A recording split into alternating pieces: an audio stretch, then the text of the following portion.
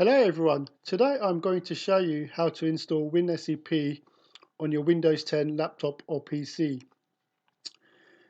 I already have another video that describes how to download WinSCP, so I'm going to put a link to that video in the description box below. So I have already downloaded WinSCP, so I'm just going to double click on its installer to continue. On the next pop-up box, you're going to select an install mode. I'm basically going to install for all users, which is recommended.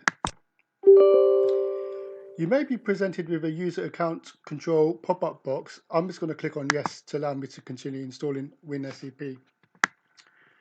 On the next screen, you're going to be presented with a license agreement. So once you've read it and you're happy, you can just click on accept to continue. Right, for the setup type, you can go for typical installation, which basically installs WinSCP to its default destination, installs all its components or enables most typical features. Or you can go for a custom installation, but I'm just going to leave it as typical for now and click on next to continue.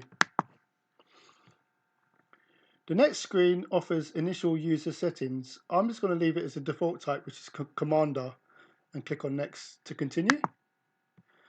And now we are ready to install. You can basically review your configuration settings for the installation and just click on install to continue.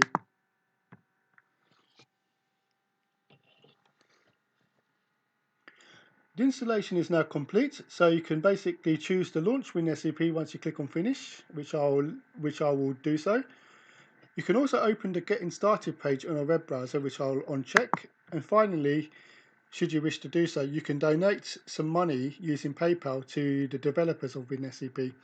I'm just going to click on finish to continue. Okay, so WinSCP is now started and it's ready to use.